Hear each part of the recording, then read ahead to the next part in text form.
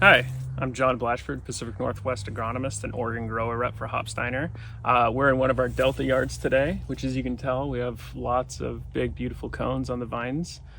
This variety is nearing harvest. One of our aroma varieties kind of fits in that noble niche for some of your lagers and pilsners.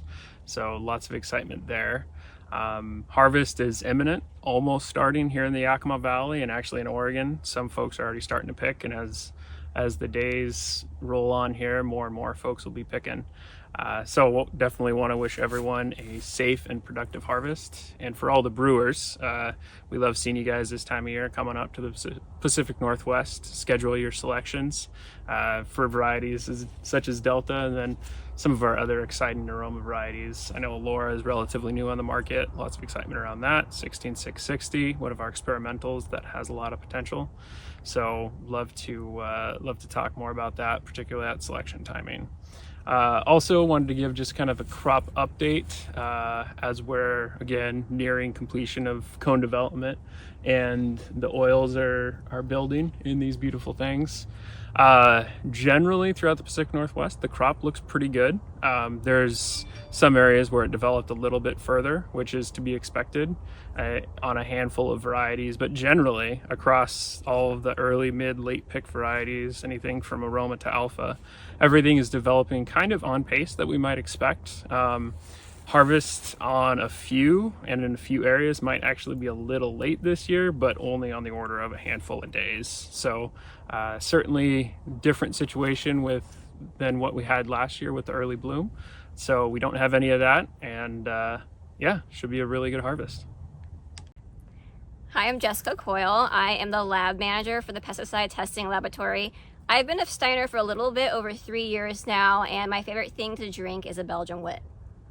We prepared ourselves for the upcoming harvest season by performing our preventative annual maintenance on our instruments. This cleans and tunes the instruments and ensures that they're running at their highest capability and are prepared to take on large loads of samples to test them accurately and precisely. We've also tested our instruments, making sure our quality controls are testing right where they should be and that we're ready for harvest season. We're also monitoring the situation abroad, and we're keeping well informed of different MRL change requirements. For example, since I've talked to you last, dimethomorph is an example of another fungicide that has been reduced to 0.05 parts per million. Although we don't anticipate any more changes this late in the season, we are monitoring the situation to make sure there are no other changes that will come into effect next year. My name is Leanna and I work here at the Rosa Lab for Golden Gate Hop Ranches.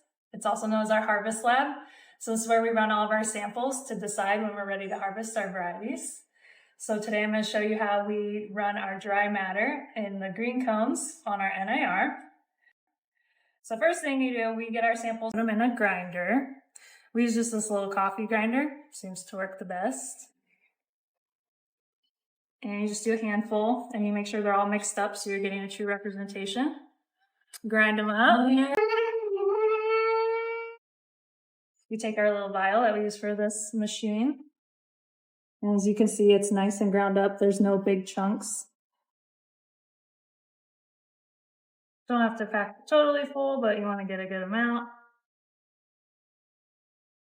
Put your lid on. You pack it down so it's got a nice amount, no gaps, and like I said, no big chunks. So once it's all ground up, we put it on our machine, kind of shake it, move it, rotate it, just to kind of give it a good representation of all the cones in there. And then once we get the average number from the program, we type it into our data, and that would be just our NAR dry matter from these green cones.